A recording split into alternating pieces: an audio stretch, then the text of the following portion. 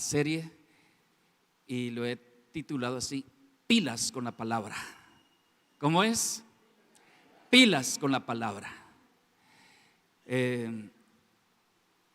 Jesús, en una escena muy interesante, estaba predicando y los fariseos, y había una tremenda oposición y discusión. Jesús les explicaba de tantas maneras, les daba la palabra de muchas formas, y había dedicado muchas horas predicándole a la multitud, pero estaban los fariseos, los saduceos, los doctores de la ley, los escribas, eran buenos porteros, así como David Ospina, tapando todo lo que tiraba Jesús.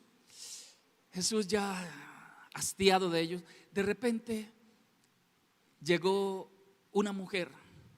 Parece que estaban por allí María, o conocía a María, no sé, la madre de Jesús. Y dice esa mujer: bienaventurado, oh dichoso, dice, el vientre que te parió. Otra versión dice: los senos que te amamantaron. Eso fue, y la gente aplaudía. ¡Ay, sí! Y muchas mujeres: ¡ay, qué dicha yo ser la más Virgen María! ¡Ay, qué dicha! ¡Ay, no! ¡Qué privilegio más grande ser la mamá del Señor! Era una mujer que tenía revelación. Estaba escuchando la palabra, pero la mayoría no. Y mire la respuesta de Jesús. Lucas 11:28 dice, estoy leyendo la versión internacional, dice: más dichoso, más bien, es bienaventurado, contesta Jesús, los que oyen la palabra de Dios y la obedecen o la guardan. ¿Cómo así? ¿Es mejor alguien que escucha la palabra y la obedece que ser la Virgen María? Eso dijo Jesús. Oiga, qué cosa tan rara. Estaba diciendo Jesús que es mejor una persona que escucha la palabra y la atiende que ser la mamá de Jesús.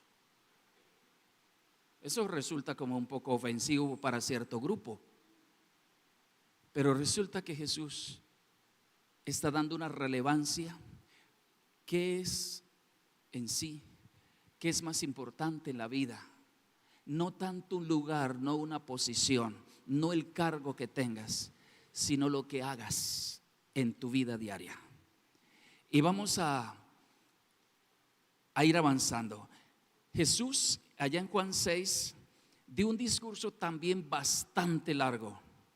Y dice en el versículo 63, Juan 6:63: las palabras que yo hablo, o las palabras que yo le he hablado, son espíritu y son vida. Escuche qué relevancia: son espíritu y son vida. No dijo que es una palabra de sabiduría, no dijo que son los mandamientos que hay que seguir, dijo: son espíritu y son vida. Las palabras que estoy soltando son espíritu y son vida. No es material, espíritu y vida, no material, mucho más allá. Cuando muchos no entendieron, porque no había revelación, porque no había espíritu, se fueron. Jesús le dice a sus discípulos: ¿se quieren ir ustedes también? Pero dice: no, Señor, no, ¿cómo se te ocurre? Solo tú tienes palabra de vida eterna. Versículo 68 de Juan 6. Solo tú, no hay nadie más, solo tú tienes palabra de vida eterna. ¿Cómo Pedro pudo decir eso? Él había recibido la palabra que tenía espíritu y vida, y ya le había llegado a él.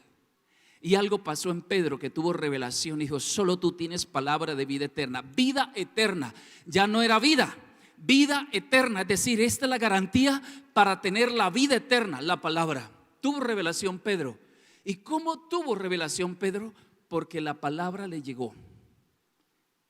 En un momento la recibió. ¿Por qué? Porque era un buen terreno. ¿Se acuerda Jesús que dijo la parábola del sembrador?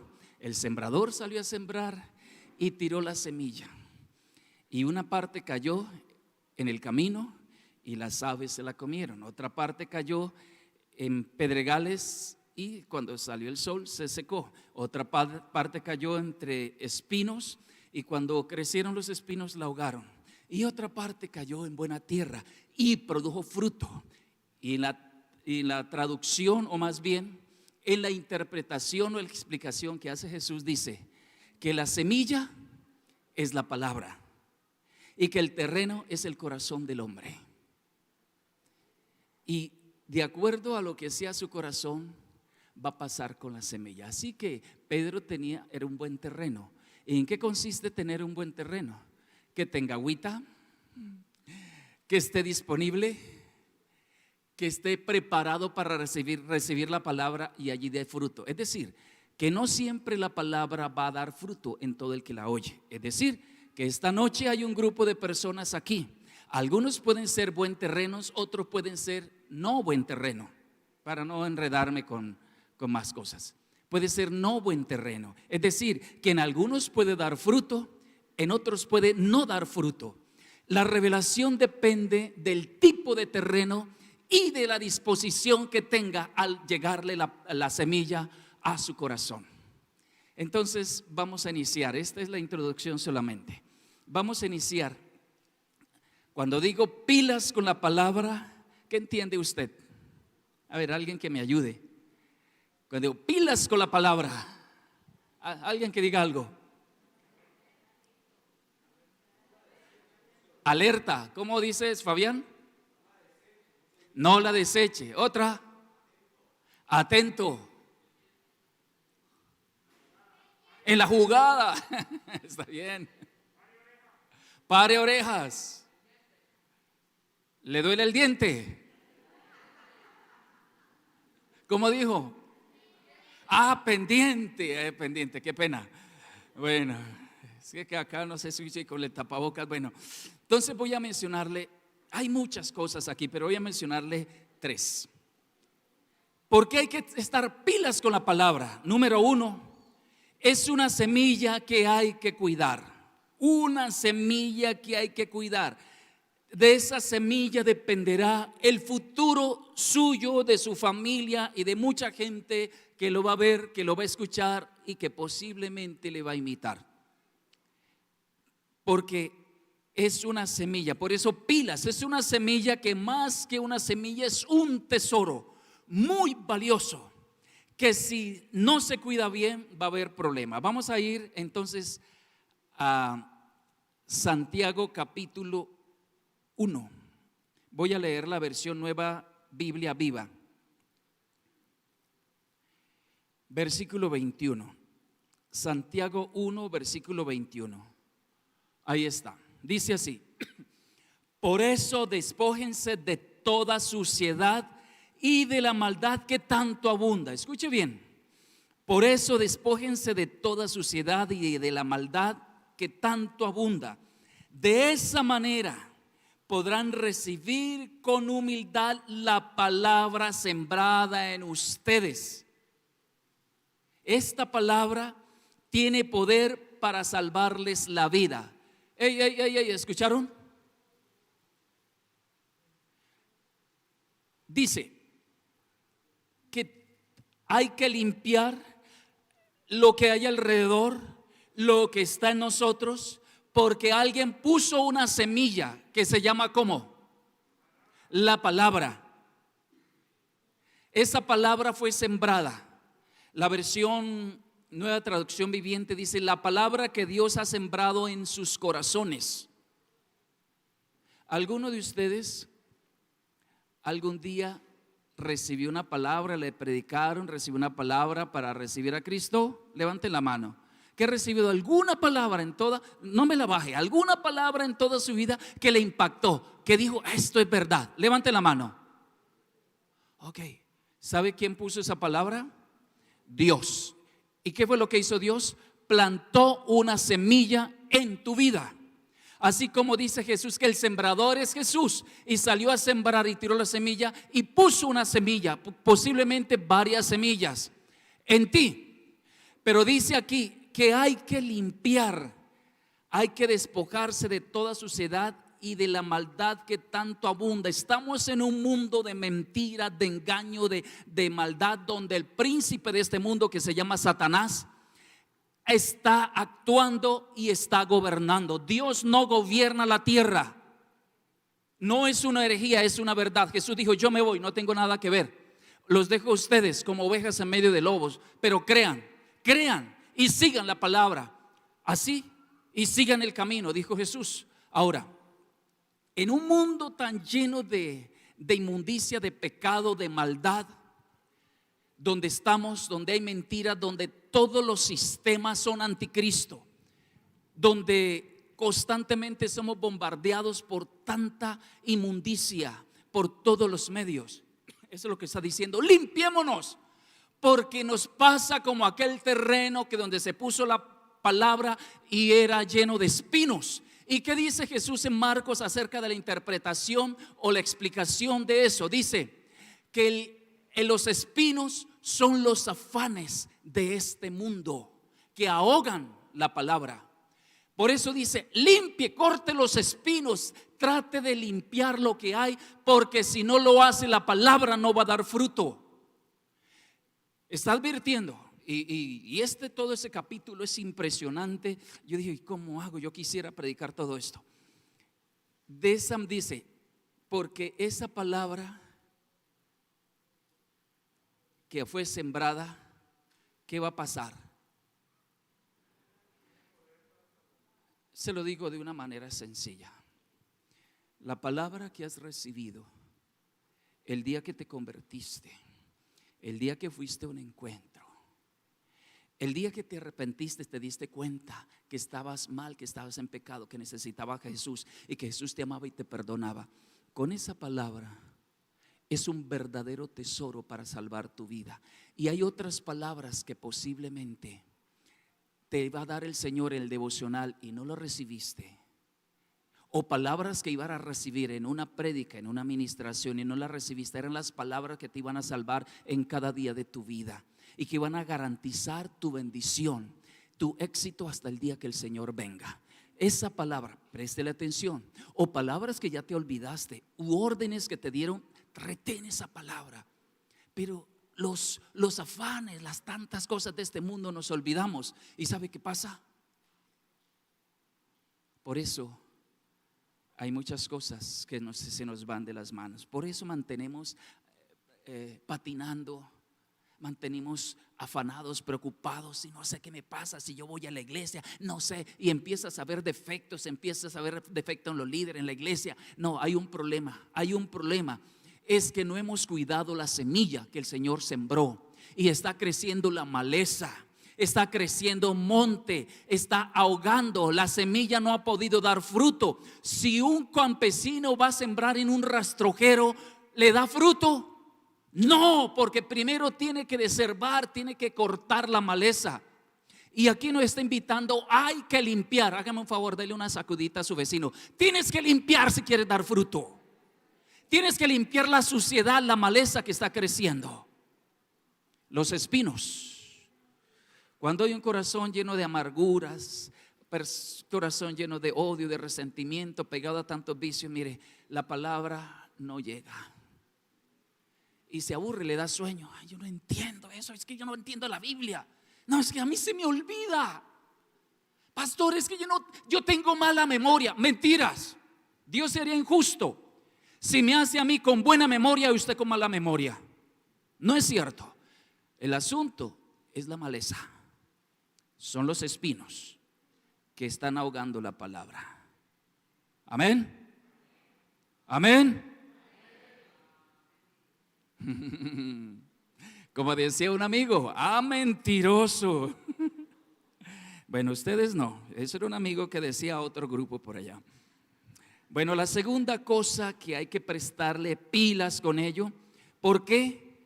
Porque la palabra es el sustento de nuestra vida. ¿Qué es?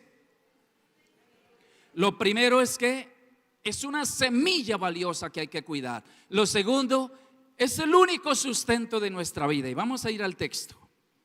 Deuteronomio 8:3. Voy a leer la Nueva Biblia. Estoy usando esta porque me parece tan claro, tan fácil de entender. Dice así: Deuteronomio 8:3.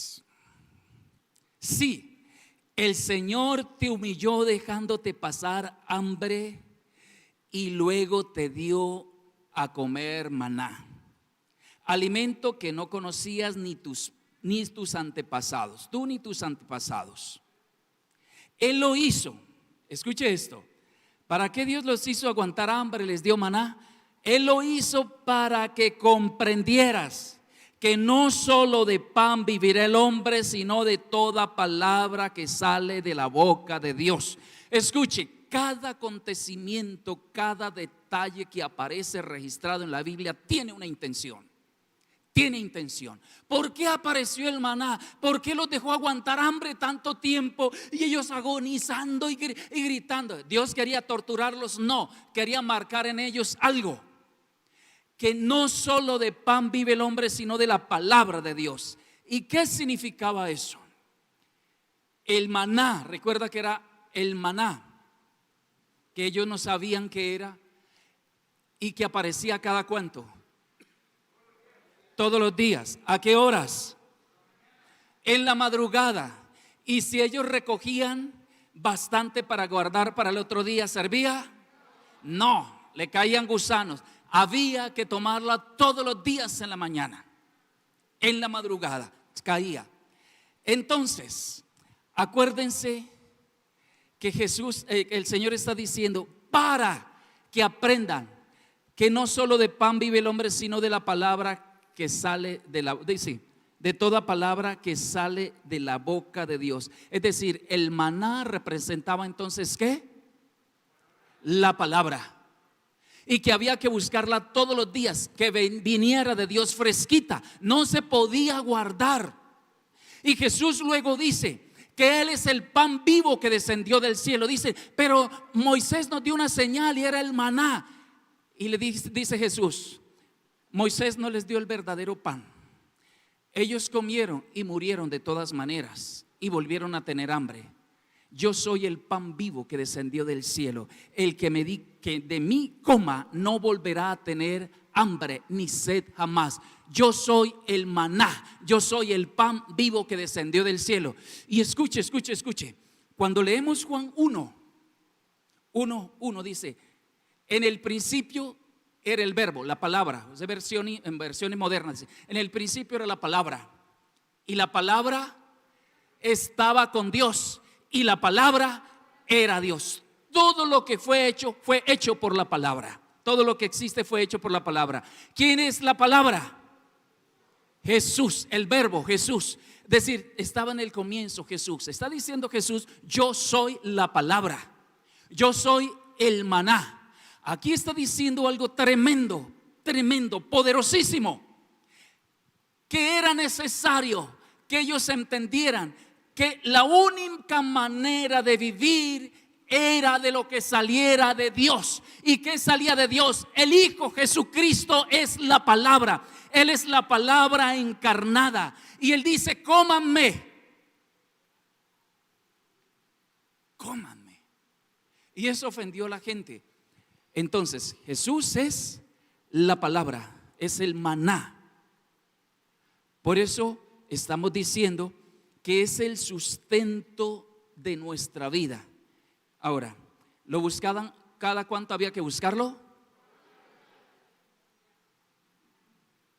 Si ellos no salían a buscar, ¿qué pasaba? Apenas salía el sol se derretía, no había. ¿No le está enseñando algo eso a usted? ¿No le está enseñando algo eso hoy? Que si sales muy tarde a hacer tu devocional ya no hay nada. ¿No le está diciendo algo? A mí me está diciendo que hay que buscarlo de mañana.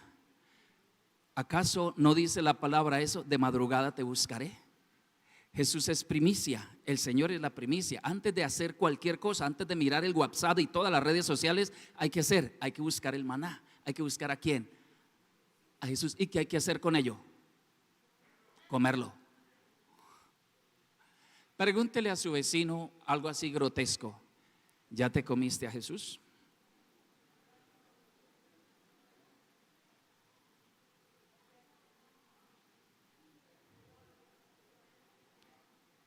Si es el sustento de nuestra vida, hay que buscarlo, hay que desearlo, hay que comerlo. Primera de Pedro 2:2. Póngame Primera de Pedro 2:2.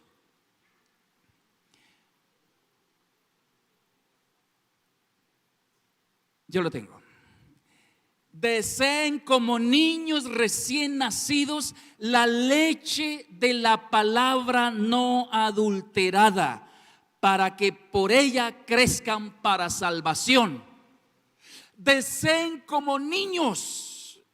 Piensa en un bebé, un niño recién nacido, un bebé que apenas nace, inmediatamente, bueno, dice como un cuervo. Bueno, pellizca al bebé a ver si llora. Hice como un cuervo. ¿Cómo hace un bebé? Ya se me olvidó.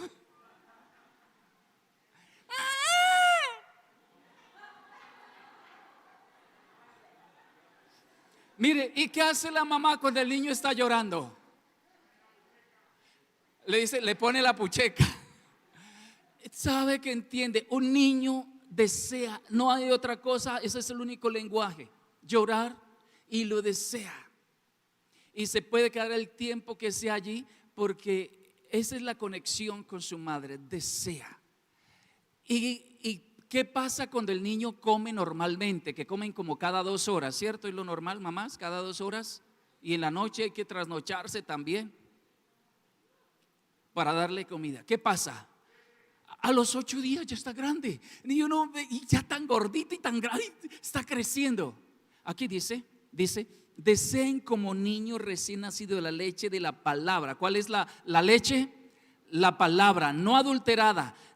No adulterada significa, ¿qué significa no adulterada? No sea alterada. Se lo voy a traducir. Que no estés escuchando devocionales de otros. Ay, me voy a buscar, copiar el devocional. Yo voy a hacer el devocional. Sí, me bajé el devocional de YouTube, de YouTube, o el de YouVersion. O un señor que manda devocionales, ese es adulterada, porque no tiene la revelación, es la revelación de otro. Esa es adulterada.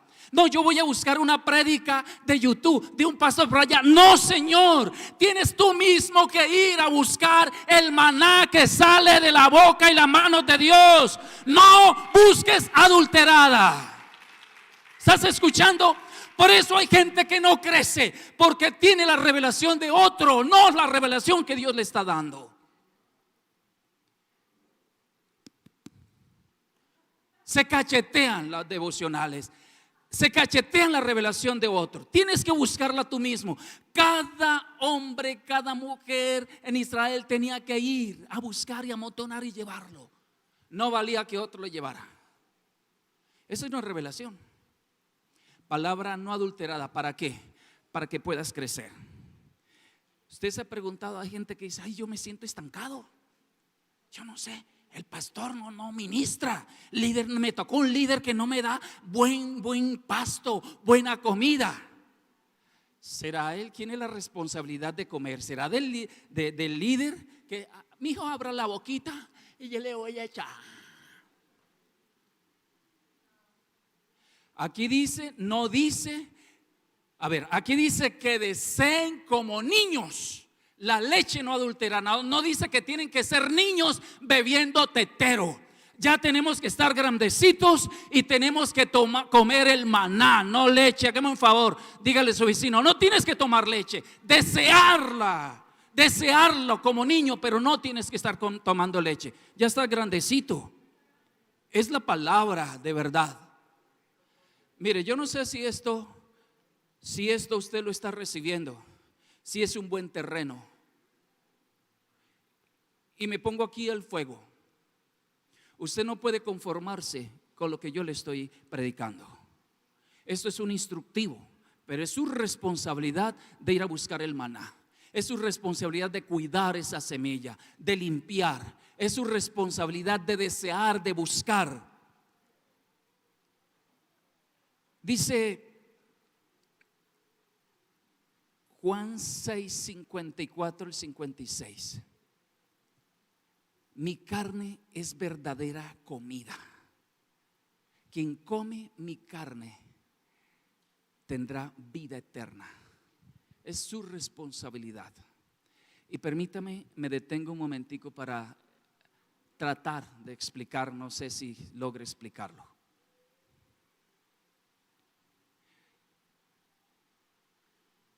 no es igual que usted leyó un texto, ya leí la Biblia, o de pronto lo guardó, hasta se lo pudo haber memorizado un versículo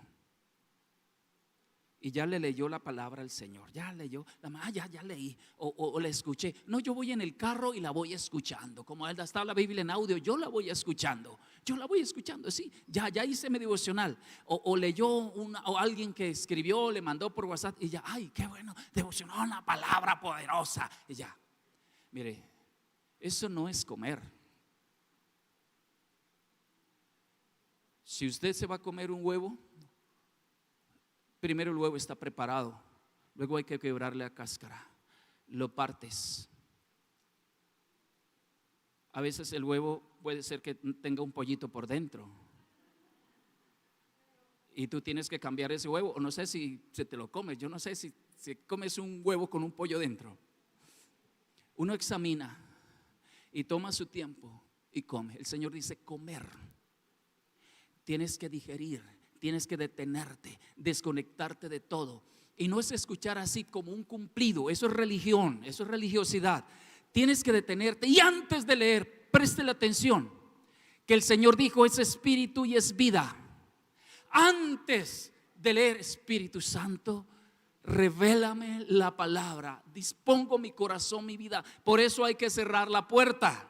Aquel que entró en los lugares secretos cierra la puerta y allí tiene intimidad. En ese momento voy al Señor, tú me hablas y toma la palabra, deja que el Señor te hable, el Espíritu te revela. Y habrá un momento en que recibe la palabra inmediatamente, sí Señor, lo creo y voy a obedecerle. Y eso marca tu vida y te determinas a obedecerla. Pero eso la carrera no comió. Es más, cuando uno come a la carrera no le aprovecha. ¿O sí? Y no es comer. El que leíste la Biblia no significa que comiste pan. Tienes que tener discernimiento y tener también una conexión con el Espíritu, comunión con el Espíritu, para que esa palabra sea digerida y se hace un buen terreno. Vamos a lo último. ¿Por qué hay que estar pilas con la palabra?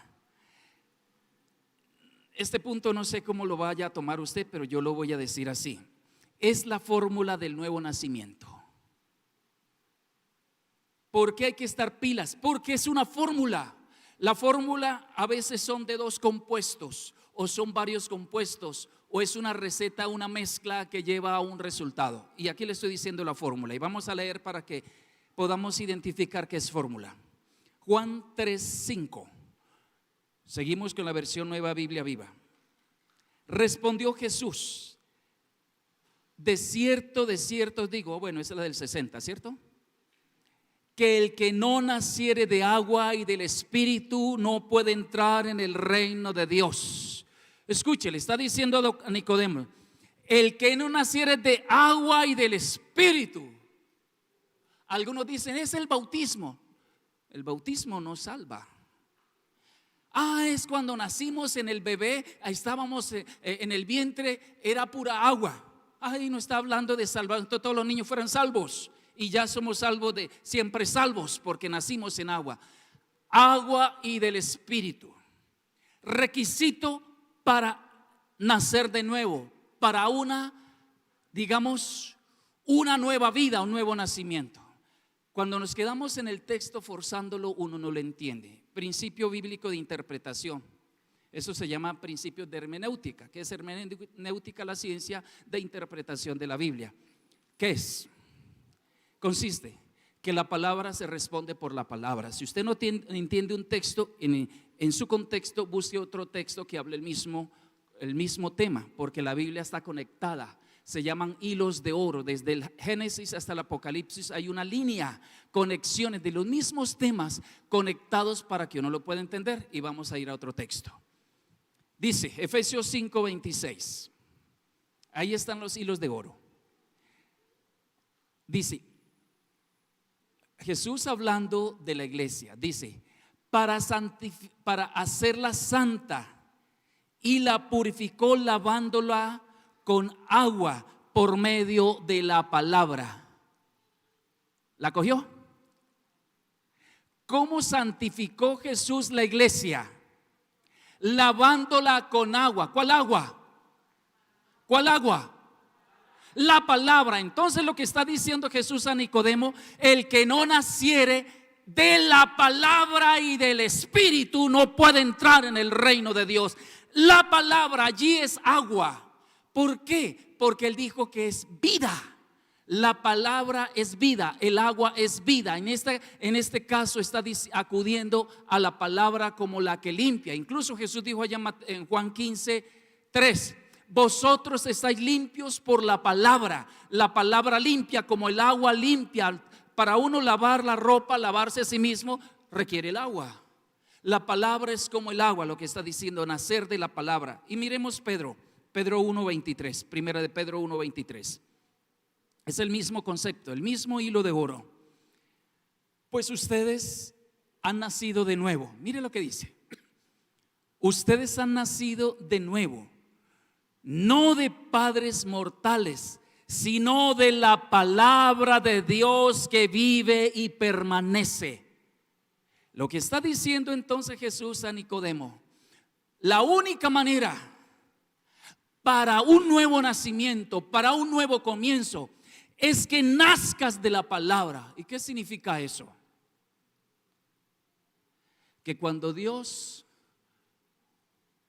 lanza una palabra, siembra una palabra, esa palabra tiene un esperma de Dios. Tiene un esperma que cuando ese esperma llega a lo más profundo del corazón, va a brotar y va a sacar una nueva vida. ¿Cómo la saca? Cuando el Espíritu Santo la fecunda, la fertiliza. ¿Está escuchando? No, lo hablé muy profundo tal vez. Cuando usted pone una semilla en la tierra, la semilla necesita el toque del agua.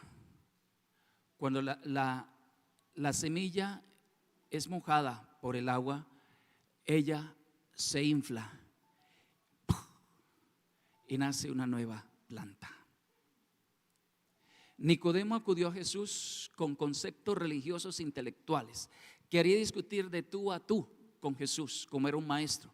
Jesús le dice: tú no entiendes esto, ¿verdad? Siendo un maestro de la ley, no lo entiendes. Porque él necesitaba revelación. Y le dice: tienes que nacer de nuevo. La única manera para nacer de nuevo, tienes que, por la palabra y el Espíritu. Tiene que haber una fórmula, una fecundación. El esperma de Dios puesto. El esperma de Dios en este caso es la palabra. Y el Espíritu viene y se llama revelación. Con esto le quiero decir que no toda la persona que hace la oración de fe y que viene a la iglesia es nacido de nuevo. No, Señor, no todo el mundo nace de nuevo. No todo el que va a la iglesia ha nacido de nuevo. Tiene que haber algo, tiene que haber una explosión dentro de su corazón. Tiene que haber una germinación, el esperma de Dios en el corazón que un día la sembró, y el Espíritu llega y tiene revelación. Mire, cuando Andrés habló con Jesús, inmediatamente entendió. Natanael escuchó una palabra: te conocí debajo de la higuera.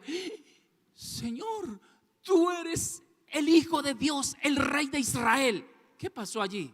Una palabra que el Espíritu germinó inmediatamente.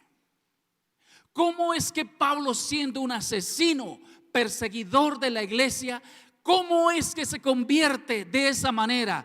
Una palabra le dio Jesús en el camino, y él llegó, y cuando estaba allá con Ananías, dice que el Espíritu vino sobre él y se convirtió en un predicador. Escúcheme bien esto. Con esto le estoy diciendo algo muy serio, muy delicado y muy importante: que la iglesia de hoy tiene que nacer de nuevo, tenemos que nacer de nuevo. Y la única manera es con esa fórmula, la fórmula de la palabra y del Espíritu. No gente que anda buscando que lo toquen, que lo bendigan y ya se va, pero no lee la palabra, no busca la palabra, no madruga, no toma en serio la palabra. Esa persona no nace jamás de nuevo. Es un religioso que imita a otros, pero no tiene un nuevo nacimiento. Y eso se prueba cuando estás en la calle, frente a los problemas, frente a las dificultades. Y le recuerdo, Jesús dijo: el que oye mi palabra y las hace, le compararé con aquel hombre que edificó su casa sobre la roca. Después, ¿qué pasó? Vinieron vientos, lluvia, la tempestad, y el río dio con ímpetu contra aquella casa. ¿Qué pasó con la casa que estaba sobre la roca? ¿Y qué pasó con la casa que estaba sobre la arena? ¿La escuchó? Cuando nacemos de nuevo es así. Cuando estamos fuera, los problemas no nos van a tumbar. La gente que anda buscando solamente la sensación, las manifestaciones del Espíritu, no está sobre la roca y no ha nacido de nuevo. Duro esto que le estoy diciendo, pero tengo que decir la verdad. ¿Qué son las manifestaciones del Espíritu? La manifestación del Espíritu es como una luz. Ay, qué agradable. La manifestación del Espíritu es como un clima que Él prepara y usted lo percibe, pero no significa que está controlando o transformando su vida. Usted puede caer aquí porque hay una gloria. Es verdad, eso es una manifestación. Pero otra cosa es que yo me vaya con su presencia y mi vida tenga cambios, transformación, y que frente a los problemas actúe. Eso es la intervención del Espíritu en mi vida. Eso es nacer de nuevo. Manifestación es una luz que te llegó, es una chispita de agua que te cayó, pero eso no te sirve para enfrentar el mundo. Hay mucha gente que mantiene cayendo, pero sigue afuera igual y vuelve atrás y se aparta y no pasa nada. Esto es poderoso, mi querido. Nacer de nuevo. Yo me hice esa pregunta y quiero transferírsela a usted. ¿Realmente usted nació de nuevo? ¿Realmente usted ha nacido de nuevo? ¿O se acostumbró a ir a la iglesia arrastrando las mismas cosas? Nacer de nuevo es otra identidad. Nacer de nuevo es otra cosa en uno. Es otra manera de vivir la vida. Pablo vivió totalmente diferente. Estos discípulos fueron diferentes. No siguieron lo mismo. Cortaron completamente con el mundo pasado. Eso es nacer de nuevo. Es otra vida. No es la misma vida. ¿Realmente usted ha nacido de nuevo? Le voy a dejar estas inquietudes. No todo el que me dice Señor, Señor entrará al reino de los cielos, sino el que hace la voluntad de mi Padre que está en los cielos. Es necesario nacer de nuevo para entrar en el reino de Dios. No el que va a una iglesia, no el que lee la Biblia. Revisa bien eso y que el Señor te revele qué significa nacer de nuevo, nacer de la palabra y del Espíritu. Esto lo vamos a profundizar en la semana de santificación para que no se la pierda. Vamos a entrar más allí. Me está pasando algo en este tiempo. Dios me está confrontando la vida que hoy estamos viviendo. La iglesia de estos últimos tiempos, porque estamos en los últimos tiempos. La iglesia que tiene que volver a la palabra. Hay que volver a la palabra. Si no vuelves a la palabra, no hay buenas noticias. Solamente mire a su alrededor gente que ha vuelto atrás. ¿Por qué vuelve atrás? ¿Porque la iglesia es mala? ¿Porque los pastores son malos? No, hay algo que no ha hecho. Es responsabilidad de cada persona. Yo aquí estoy asumiendo una tarea de guiarla, pero es su responsabilidad si toma esto o lo deja.